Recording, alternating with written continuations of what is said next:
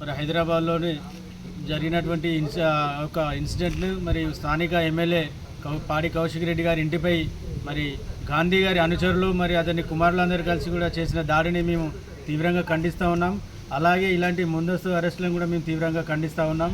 ఇలాంటి అరెస్టుల ద్వారా ఈ ప్రభుత్వం ఏం చేయదలుచుకున్నదో చెప్పాలని కూడా ఈ సందర్భంగా డిమాండ్ చేస్తూ ఉన్నాం.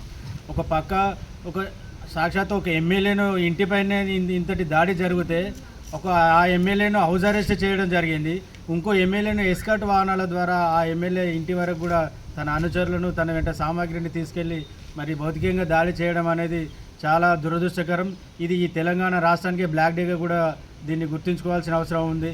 అలాగే దీంతో పాటు మరి మొన్న సిద్దిపేటలో హరీష్ రావు గారి కార్యాలయం మీద దాడి, అలాగే ఖమ్మం వెళ్తే అక్కడ మరి వరద బాధితులను సమీక్షిస్తున్నటువంటి సందర్భంలో అక్కడ చేయడం దాడి, ఈరోజు సాక్షాత్తు ఎమ్మెల్యే పైన ఇంటిపైన దాడి జరగడం, మరి ఎక్కడ శాంతి భద్రతలు ఈ రాష్ట్రంలో ఎక్కడ ఉన్నాయని చెప్పి ఈ సందర్భంగా మేము ప్రశ్నిస్తూ ఉన్నాం.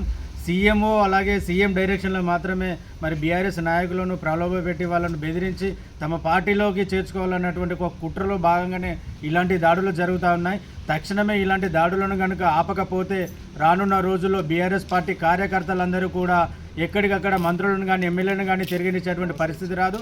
దీని అంతటి కూడా ఈ ప్రభుత్వమే బాధ్యత వహించాల్సిందిగా కోరుతా ఉన్నాం. అలాగే ప్రజాపాలన అని చెప్పుకున్నటువంటి ఈ ప్రభుత్వం ఇంతటి నీచపు మరి కార్యక్రమాలు చేయడం, మరి సాక్షాత్ ఒక ఎమ్మెల్యే ఇంటిపైన దాడి దిగడం, దౌర్జన్యం చేయడం, ధ్వంసం చేయడం అనేది మరి ఏ విధంగా ప్రజాపాలన అవుతుందో ఈ నాయకులు చెప్పాలని చెప్పి కూడా ఈ సందర్భంగా మేము డిమాండ్ చేస్తూ ఉన్నాం.